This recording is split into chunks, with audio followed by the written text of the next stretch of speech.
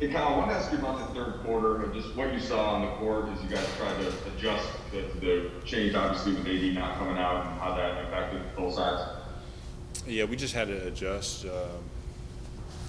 I think obviously we're tailor made to one type of basketball when AD's out there, and then obviously it wasn't out there, and we had to try to figure out more on the fly how we're going to execute offensively, and what is our DNA going to be without that. So I think that was just the biggest thing. Defensively it wasn't our problem. We held them to 100 points. So, and they had a couple of their players, hit some shots. So. Got it. And was there anything that you started to see as the second half went on, who's depending on his availability for game five, that you think could carry forward, that could work a little better? Yeah, we just gotta play in space, play with pace. I think if we can do that, get downhill, and just get the ball popping, we'll be all right. Dave?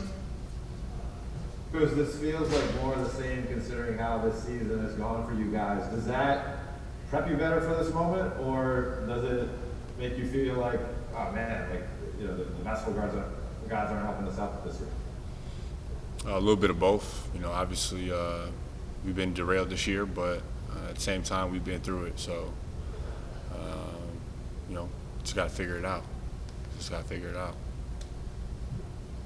Dan? Hey, good. Kind of two questions. When did you get word that AD wasn't going to be ready for the second half? And then, I guess on top of that, you said the ball needs to be popping and moving. I know that's been kind of a challenge in all series. What's Phoenix done to prevent that from occurring? Nothing really. We just got to do a better job of doing what we do best. And whether he's out there or not, we're gonna have to play a different style of basketball. So. And then when did you hear during halftime that he wouldn't be able to go? 30 seconds on the clock.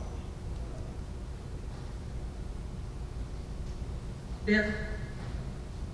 How would you describe kind of the mood of the team after kind of this latest news? You've had several injuries this year, but to have another one now at this point in the season, how's the team kind of taking this one most?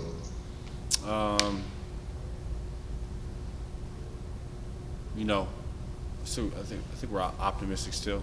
Being in the locker room, having conversations, just trying to figure out. We do that every game, whether we win, whether we lose. We're a team that we try to digest and figure out what is happening, what has happened, and we just try to go from there.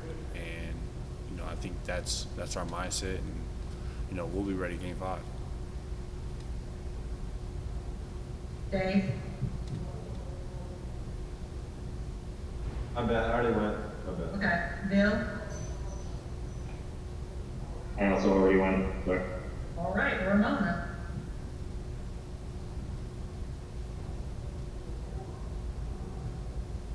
Okay. Kyle? I got you. Sorry about that. Hey, because, Frank was just sitting here, coach was just sitting here saying, when he coached the Pacers and D Wade or Chris Bosh was out, it just meant more touches for Bron. Does that give you a little confidence knowing you have a guy like LeBron out here to back up AD when he can't be out there with you guys? I mean, yeah, I don't really look at it like that too much. I think, if AD's not out there, then we have to play a different style and different brand of basketball. It's not just throw it and look at Brown the whole time. Obviously he's great in his own right, but for us we gotta just play basketball. So, yeah. Kyle? Hey, Kuz, you said earlier in the series that you understood that your role wasn't always scoring and you were okay with that. If AD isn't able to play for game 5 or beyond, how does your mentality shift, and is there something else you're tapping into there? Yeah, I just gotta, that if he doesn't, then that just means, I had the ball in my hands a little bit more. Whether that means to score or make the right play, like I always try to do. It's not just, go out there and just, now I gotta just try to score 30. It's not that. Don't expect that. It's being out there, playing sound, being in the right spots, get my teammates better, and when I'm open, be aggressive.